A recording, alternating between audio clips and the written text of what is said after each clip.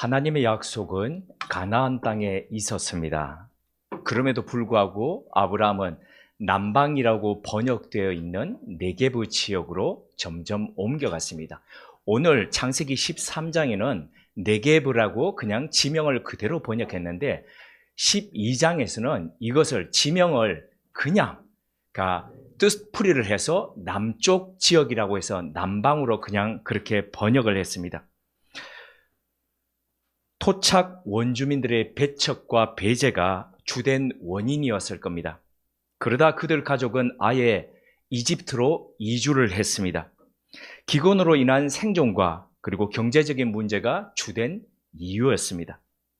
사람이 살아가면서 경제 문제를 등한시할 수 없습니다. 당연히 신경 쓰고 예비해야 합니다. 그렇지만 경제 부분이 무언가를 결정하는 데 있어서 가장 주요 이유가 되고 그리고 최우선시 된다면 우리는 지체 없이 우리 자신을 점검하고 그리고 조율해야 합니다. 우리의 믿음이 흐트러져 있다는 바로 증거이기 때문입니다.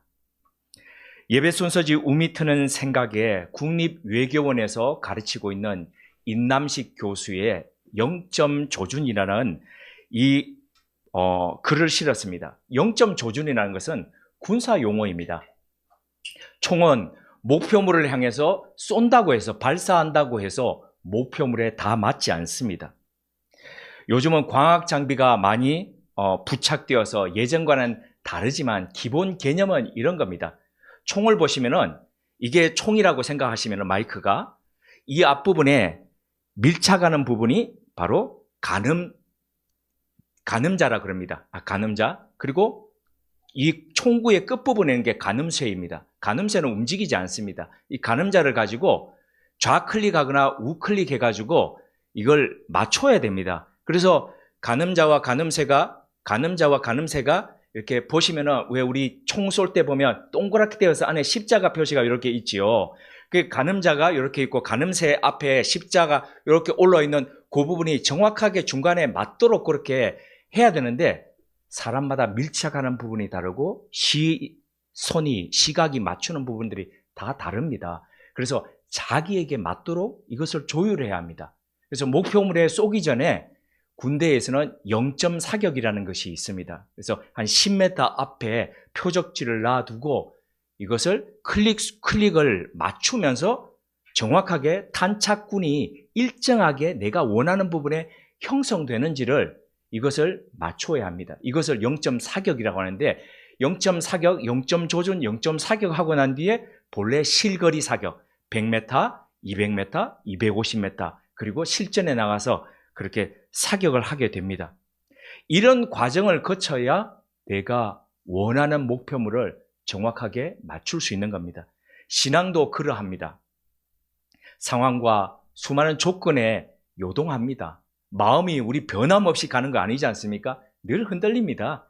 비가 오면 몸도 으쓱으쓱해지고 몸도 거기에 따라서 반응을 하듯이 우리의 마음도 우리 주변의 그런 상황의 날씨에 따라서 바뀐다는 겁니다. 그래서 움직였던 마음들을 조준해 가야 합니다. 그렇게 하지 않으면 열심히 하는 것 같은데 신앙에 있어서 진보와 성숙이 없습니다. 0점 되지 않은 상황 속에서 우리가 하는 그때의 결정은 다 어떤 면에서 우리를 위험과 위협에 빠뜨리게 하는 그런 선택이 될 수 있습니다. 아브라함이 그러했습니다. 하나님이 주실 땅, 그 약속을 믿고 그 자리에서 그는 버티고 견뎌야 했습니다. 이곳으로 부르신 하나님께서 이런 상황을 허락하셨다면 하나님께서 내 삶도 내 미래도 책임져 주실 것이라는 믿음을 가지고 버티기를 했어야 합니다. 그러나 그는 생존을 위해서 물질을 위해서 묻지도 않고 이집트로 내려갔습니다. 그 결과 그의 인생 가운데서 가장 부끄럽고도 수치스러운 결과를 맞닥뜨릴 수밖에 없었습니다. 생존과 물질에 가장 최우선을 두었던 결과였습니다. 이는 그의 영적 상태를 고스란히 보여주는 대표적인 예가 됩니다. 성경에서 내려가다라는 표현은 단순히 고도적이나 아니면 위치적으로 내려갔다는 것을 의미하지는 않습니다. 그보다도 훨씬 더 영적인 의미를 그곳에 담고 있습니다. 그의 영적 상태가 그렇게 내려갔다는 거죠. 바닥으로. 아브라함은 자기 혼자 살자고 거짓말하고 아내를 사지로 내몰았습니다. 그런 몰염지한 사람이었습니다. 하지만 하나님의 도우심과 은혜를 체험하고 난 뒤에 그는 흐트러졌던 이 신앙의 영점을 다시 조준하고 그리고 회복했습니다. 그 결과가 4절에 이렇게 표현되어 있습니다. 그가 처음으로 제단을 쌓은 곳이라.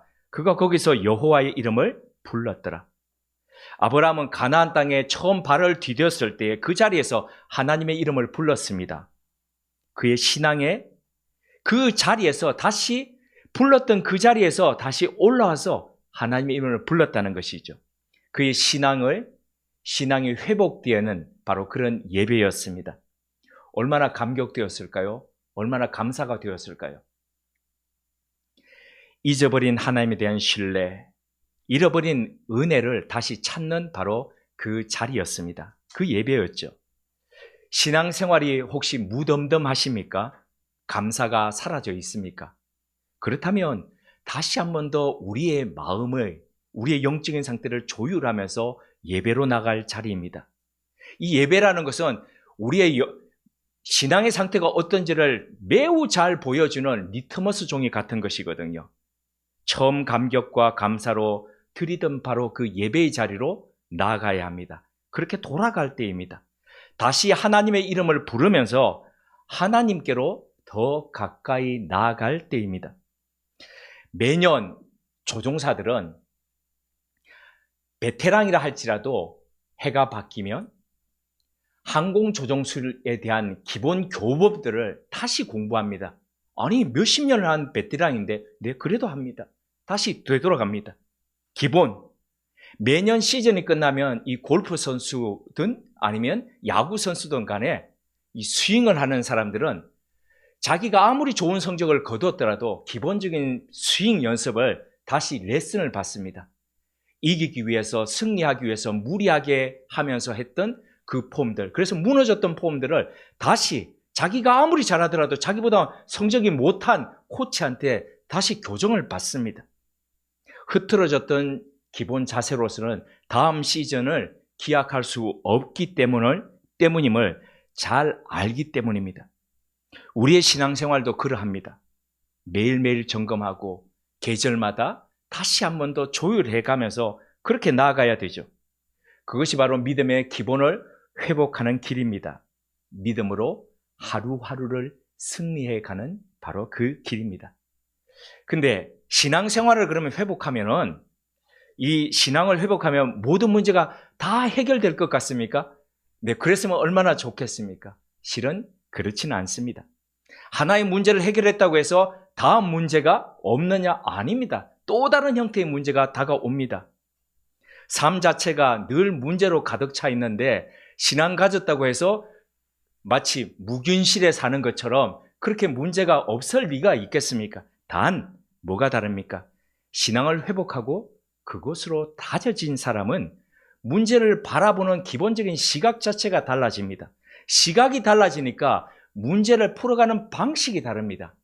어느 드라마에선가 아주 커다란 로펌의 사람이 자기 손녀를 말도 안 되는 그 허름한 변호사 사무실로 보내면서 그런 말을 하는 게 제가 마음에 다가왔습니다. 그 사람은 문제를 바라보는 그 기본적인 공식이 우리하고는 달라. 풀어가는 방식이 다른 거죠. 보는 방식이 다르니까. 그러니까 정답지가 우리하고 다르다. 그 말을 했던 것이 기억이 납니다. 신앙을 가진 사람이, 신앙으로 다져진 사람이 바로 그렇다는 겁니다. 그래서 세상의 일반적인 것과는 전혀 다른 방식으로 문제를 풀어갑니다. 이것이 바로 신앙이 가진 힘입니다. 예배와 믿음을 회복한 아브라함에게 또 다른 심각한 문제가 생겼습니다. 5절에서 6절이 그 문제를 어떻게 푸는지를 이렇게 기술합니다. 아브라함의 일행, 롯도 양과 소와 장막이 있으므로 그 땅이 그들이 동거하기에 넉넉하지 못하였으니 이는 그들의 소유가 많아서 동거할 수 없었음이니라. 목초지에 비해서 양과 소가 너무 많았습니다. 한마디로 이 목초지의 커패시티가 따라가지를 못했습니다. 가족 간의 물질 문제, 돈 문제가 생긴 겁니다. 아브라함에겐 이전에, 바로 이 앞전에 이집트에서 물질의 문제, 생존의 문제로 크게 넘어졌던 적이 있었습니다. 그런데 또 물질의 문제가 생겼습니다. 그런데 이 물질의 문제는 앞전 물질의 문제와는 다른 성격의 문제였습니다. 앞에 물질의 문제가 없어서 생긴 문제라면 이 물질의 문제는 너무 많아서, 가진 게 많아서 생긴 문제였습니다. 아브라함은 이 문제를 어떻게 해결했을까요? 8절에서 9절을 보면 그의 유명한 말이 등장합니다. 아브라함이 롯에게 이르되 우리는 한 친족이라 나나 너나 내 목자나 내 목자나 서로 다투게 하지 말자. 내 앞에 온 땅이 있지 아니하냐. 나를 떠나가라. 내가 좌하면 나는 우하고 내가 우하면 나는 좌하리라. 물질의 다툼 앞에서 아브라함은 조카 롯에게 우리는 한 친족이라고 말하고 있습니다. 여기 친족으로 번역된 말을 직역하자면 형제들의 사람들이라는 말입니다. 그러니까 같이 피를 나눈 혈육이라는 거죠. 가족이라는 거죠. 가족 간에 돈 가지고 서로 누가 많이 가지니 적게 가지니 이거 가지고 다툴 게 아니라는 겁니다. 그런 사이가 아니라는 것을 명확히 하고 지금 출발합니다. 이어서 아브라함은 롯에게 나를 떠나가라고 권했습니다. 정확한 상황 인식하에 내린 지금 솔루션이었습니다. 단순히 가족이라는 인식만으로는 이 문제를 잠깐 감정적으로는 해결할 수 있어도 이거 완전히 근본적인 해결책이 아니다는 것을 아브라함은 알고 있었던 겁니다. 구체적인 대안이 없으면 이건 갈등은 해결되지 않으니까요. 그가 생각한 유일한 해결책은 조카 롯을 분가시키는 일이었습니다. 아브라함에게 이 결정은 쉬운 것이 아니었습니다. 동생 하란이 죽은 이래 자기 자식처럼 돌보면서 살아왔던 롯이었습니다. 그렇게 어떤 면에서 목초지라는 이 물질적인 것으로 조카네와 생긴 이 갈등 앞에서 이 아브라함은 많은 생각들을 하면서 고민했을 겁니다. 일반 세속적인 생각으로는 이렇게 할 수 있죠. 이 괘씸한 것이 내가 지를 어떻게 내가 키웠는데 어떻게 돌봤는데 어떻게 지가 나한테 이럴 수가 있어. 섭섭해. 내가 자기한테 해준 게 얼마인데. 이번 기회에 누가 족장이고 누가 내 집안의 어른인지 내가 확실하게 해야 되겠어. 아니면 롯이 차지하기 전에 내가 물도 많고 풀도 아주 풍성한 넓은 곳으로 내가 빨리 선점하도록 해야지. 이런 등등 생각했을 수 있습니다. 하지만 기근과 물질로 인해서, 기근으로 인한 그 물질의 부족으로 인해서 이런 시련들 겪고 난 뒤에 아브라함은 이전에 그가 아니었습니다. 그는 세속의 방법이 아니라 믿음의 길을 택했습니다. 그는 물질로 인해 가족끼리 불화하지 않기를 원했습니다. 그렇다고 계속 있을 수도 없는 일이었습니다. 누구 하나는 떠나야 했습니다. 각자의 입장과 이익이 걸려있는 민감한 사안 앞에서 아브라함은 절대 우위를 가질 수 있는 우선 선택권을 조카에게 양보했습니다. 내가 좌하면 나는 우하고 내가 우하면 나는 좌하리라. 하나님을 전적으로 의지하는 사람에겐 물질을 비롯한 다른 모든 것은 부차적인 것이 됩니다. 당시 고대 사회 속에서 절대 권력자였던, 그래서 가장 두려워했던 파라오 앞에서, 이집트의 파라오 앞에서 그 파라오를 단순간에 굴복시키면서 그 파라오를 벌벌 떨게 만들었던 그 하나님을 경험했던 아브라함에게 있어서 다른 것들은 바로 부차적인 것이 되었다는 거죠. 자신이 가장 두려워했던 파라오를 두렵게 만드는 분이 나와 함께 하시는데, 그분이 나를 구해 주셨고 그분이 나를 책임져 주시는데 이게 뭐가 됐냐? 뭐가 그렇게 중요하냐?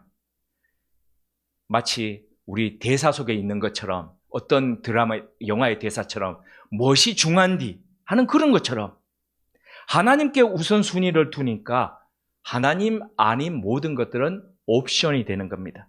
내가 좌하면 나는 우하고 내가 우하면 나는 좌할 것이라 그러면서 진심으로 조카를 향해서 우선권을 내줄 수 있게 되었다는 겁니다. 믿음이란 이렇게 하나님과 개별적이고도 인격적인 만남을 가짐으로써 그분을 더 새롭게 알아가는 겁니다. 그 알미 그분을 더 친밀하게 만들고 그리고 친밀해지다 보니까 그 친밀한 분이 나를 책임져 주시니까 내가 맞닥뜨리는 문제 앞에서 그 문제에 함몰되고 그 문제에 그냥 매몰돼 가지고 살지 않게 된다는 거죠. 그러면서도 문제 앞에서 두려움과 욕심을 넘어서면서 세상이 줄 수 없고 세상이 알 수 없는 기쁨을 누린다는 거죠. 하나님의 생각과 하나님의 법이 통치하는 하나님 나라를 살아가게 된다는 거죠. 다른 사람들이 볼 때는 야, 어떻게 이렇게 순진하게 그냥 그렇게 바보스럽게 사냐라고 할지 모르겠지만은 그것을 넘어서서 책임져 주시는 하나님을 바라보면서 살아가게 된다는 거죠. 그래서 예수 믿고 신앙을 가진 사람이 예수 믿고 내가 복 받았다. 내 이렇게 엄청 받았다. 내 물질적으로 받았다. 이게 그의 자랑이 아니라 예수님 그 자체가 자랑이 될 수 있다는 거죠. 다른 모든 것들은 내가 배설물처럼 버렸다는 사도 바울의 고백처럼 주님이 많이 계시면 그곳으로 인해서 내 감사가 되고 그곳으로 자랑이 된다는 겁니다. 그분과 더불어 그분이 원하는 방식으로 살아가면서도 기쁨과 평안을 누리게 됩니다. 이것이 바로 아브라함이 선택했던 길입니다. 거주지와 목초지의 그 선택의 우선권을 조카에게 제안하면서 그리고 양보하는 아브라함을 보면서 조카 롯은 어떻게 생각했을까요? 마음에 어떤 마음을 가졌을까요? 만약 우리가 조카 롯이라면 우리는 어떻게 했을 것 같습니까? 적어도 조카가 이 롯이 한국 사람이었으면 이렇게 했지 않을까요? 삼촌 무슨 말씀하십니까? 체면이라도 무슨 말씀하십니까? 저를 떠나시라니요. 삼촌 우리가 함께한 세월이 얼만데요. 삼촌을 어떻게 떠나겠습니까? 같이 해야지요. 빈말이라도. 아니면 또 빈말이라도 하면 3-4번 그러지 않습니까? 아유 삼촌이 우선적으로 선택하셔야죠. 삼촌 선택하시면 삼촌이 좋아하시면 제가 우하고 삼촌이 우하시면 제가 좌해야죠. 한국 사람이라면 적어도 그 정도는 했지 않을까요?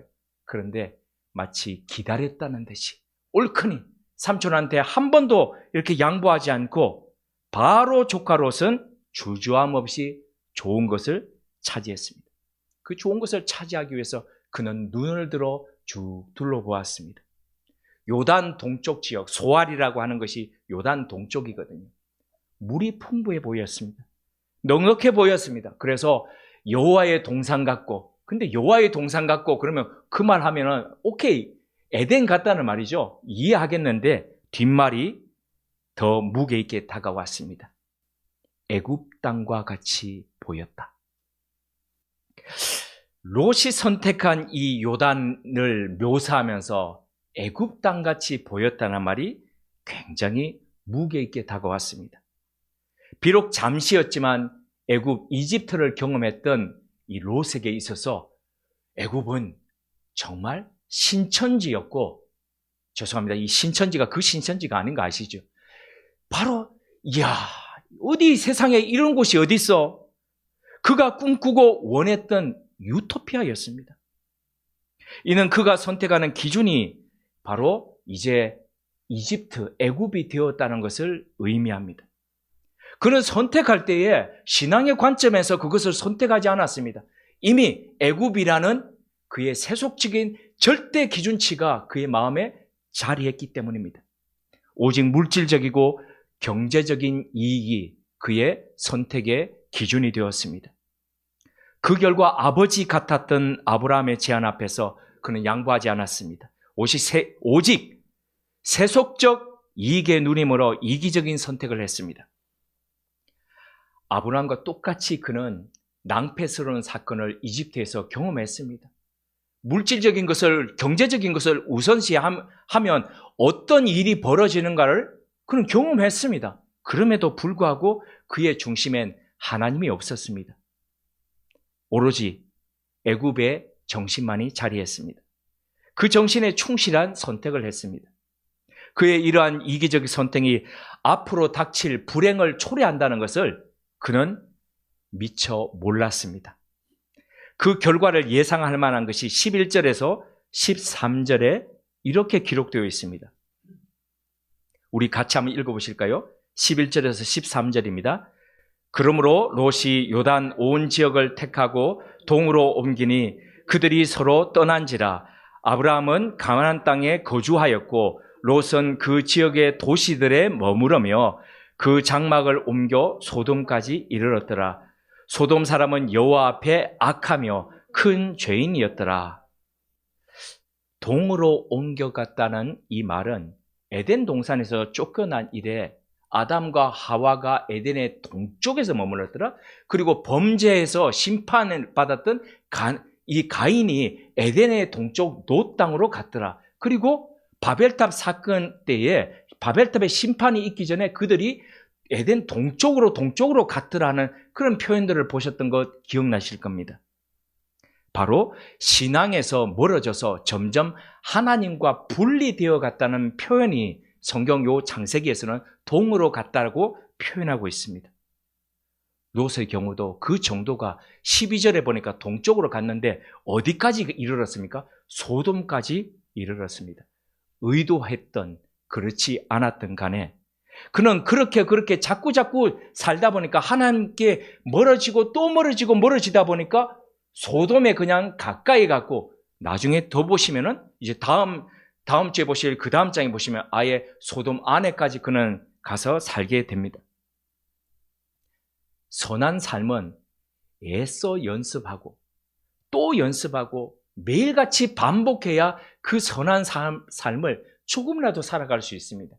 그런데 악한 삶은 가만두면 그냥 저절로 물들어갑니다. 어저께 여름 내내 갖고 왔던 고추대들을 다 뽑고 하다 보니까 얼마나 고추대만큼 그 풀들이 자라있는지요. 제가 뿌린 거 아니거든요. 제가 심었던 거 아니거든요. 저는 고추와 그리고 토마토만을 심었는데 엄청나게 제가 하지 않은 것 생각을 했습니다. 내가 하지 않은 것, 내가 노력하지 않은 것, 내가 애써 노력하지 않은 것, 그런 것들이 점점 자라는 것, 이게 바로 악이거든요. 조금만 틈을 주면 그렇게 물들 수 있는 것이 바로 그 악의 길입니다. 자기 욕심을 따라가는 삶, 죄악 속에 사는 삶의 전형을 바로 이 롯이 보여줍니다. 그의 선택은 화려한 선택이었고 매우 아주 성공적인 선택으로 보였습니다. 그러나 하나님을 떠난 그 선택의 결과가 결국 소돔이라는 이 사실을, 이 엄중함을 우리는 기억할 필요가 있습니다.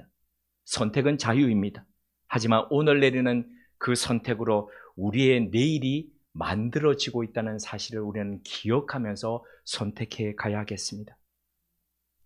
조카를 떠나보내는 아브라함의 마음엔 만감이 교차했을 겁니다. 좋아라고 막 떠나가는 그 뒷모습을 보면서 참 얼마나 마음이 허했겠습니까? 인간적인 배신감이 있었지 않겠습니까? 저는 하루에도 문득 우리 교회에서 같이 신앙생활 하다가 떠나갔던 분들을 생각합니다.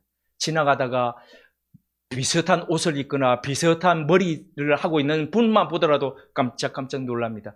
심지어 비슷한 차만 몰고 같은 종류의 차만 몰고 가더라도 혹시 그 남바가 아닌가 싶어서 이렇게 생각을 합니다. 며칠 전에는 떠나간 분이 꿈에서 나타나기도 했습니다. 참. 근데 자식 같은 조카를 떠나보냈으니 아브라함은 얼마나 더 했겠습니까? 14절에서 17절은 그런 아브라함에게 하나님께서 찾아오셔 이렇게 말씀하셨습니다. 롯이 아브라함을 떠난 후에 여호와께서 아브라함에게 이르시되 너는 눈을 들어 너 있는 곳에서 북쪽과 남쪽 그리고 동쪽과 서쪽을 바라보라. 보이는 땅을 내가 너와 네 자손에게 주리니 영원히 이르리라. 내가 네 자손이 땅의 티끌 같게 하리니 사람이 땅의 티끌을 능히 셀 수 있을진데 네 자손도 세리라. 너는 일어나 그 땅을 종과 횡으로 두루 다녀보라. 내가 그것을 내게 주리라. 어쩌면 대를 이을 아들이 없었던 이 아브라함은 롯이 자기의 후계자라고 생각하면서 그렇게 데리고 다녔을지도 모릅니다. 그래서 그가 떠났을 때 이거 다 끝나는가 이런 생각을 했을지도 모릅니다. 그렇게 체념했을지도 모릅니다. 그런 아브라함에게 하나님께서는 눈을 들라라고 하셨습니다. 그리고 동서남북을 바라보라고 하셨습니다. 고개 숙여서 현재에만 머물지 말라는 겁니다. 눈을 들어서 동서남북을 바라보라는 것은 너의 시선 너머의 것을 바라보라는 것입니다. 믿음의 눈으로 바라보라는 것이죠. 이어 두 번에 걸쳐서 반복하면서 분명하게 아직 존재하지 않는 너와 너의 자손에게 그 땅을 주겠다라고 하셨습니다. 지금 떠난 조카 때문에 아파하고 속상해 하지 말라는 말씀입니다. 셀 수 없을 만큼의 자손이 일어나고 그 자손들에게 이 땅을 계승해 줄 것이라고 약속하십니다. 하나님이 열어가실 세상을 바라보면서 주저앉은 자리에서 일어나라라고 하십니다. 원치 않는 이별로 속상하십니까? 마음을 다해서 사랑하고 아꼈음에도 불구하고 그 마음을 몰라주고 누군가가 떠나갔습니까? 그래서 고개 숙여서 바닥을 바라보고 계십니까? 하나님은 그런 우리를 향해서 고개를 들어서 눈을 뻗어서 닿을 수 있는 만큼 저 멀리 동서남북을 바라보라라고 하십니다. 하나님의 하실 일을 기대하면서 믿음으로 일어서라고 하십니다. 하나님의 위로 앞에서 아브라함은 즉각 반응했습니다. 그 모습을 본문의 마지막인 18절이 이렇게 기술합니다. 함께 읽으시겠습니다. 18절입니다. 이에 아브라함이 장막을 옮겨 헤브론에 있는 마므레 상수리 숲풀에 이르러 거주하며 거기서 여호와를 위하여 제단을 쌓았더라. 이별의 아픔 앞에서, 인간적인 섭섭함 앞에서 눈물 흘리면서 씨름하고 있던 아브라함은 일어나서 그의 장막을 헤브론에 있는 마므리 상수리 숲풀로 옮겼습니다. 그곳에서 하나님을 위해서 제단을 쌓았습니다. 물론 현실은 하나 달라진 것이 없습니다. 가나안 땅은 여전히 원주민들이 견고하게 자기네 땅이라고 지키고 살고 있습니다. 그렇게 차지하고 있습니다. 떠나간 조카는 돌아오지 않습니다. 대를 이을 아들은 아직까지 없습니다. 하지만 이제 그 어느 것도 아브라함이 하나님 앞에 나아가는 것을 방해하지 못했습니다. 제단을 쌓았다는 것은 하나님, 가나안 땅의 주인이 가나안 사람들이 섬기는 그 신들이 아니라 바로 하나님이심을 고백합니다는 바로 그런 신앙의 고백이었습니다. 하나님은 이제 이 하나님과 더불어서 새롭게 동행하는 이 아브라함과 더불어서 그렇게 함께하고 계셨습니다. 바로 그 하나님과 동행하는 믿음을 고백한 것입니다. 평균 80년, 길면은 100년이라는 우리의 인생에 있어서 가장 소중하고 가치 있는 것은 믿음을 따라 사는 선택입니다. 삶의 매 순간 하나님께 제단을 쌓는 하나님 중심의 삶입니다. 그것이 기근과 이별의 아픔이 상존하는 문제의 땅에서 흔들리지 않고 살아가는 비결입니다. 이 믿음의 삶을 이번 한 주간도 힘차게 살아가셨으면 합니다. 숙여있던 고개를 들어서 믿음의 눈으로 동서남북을 바라보면서 자신 있게 믿음의 걸음을 한 걸음 한 걸음 옮기셨으면 합니다. 함께 기도드리겠습니다. 하나님은 우리가 두려워하는 그 어떤 문제보다도 더 크신 분임을 고백합니다.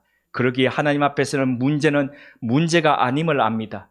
그 하나님께서 날마다 우리 삶을 지켜보시고 인도하심을 알기에 믿음으로 당당하게 살아가기를 원합니다.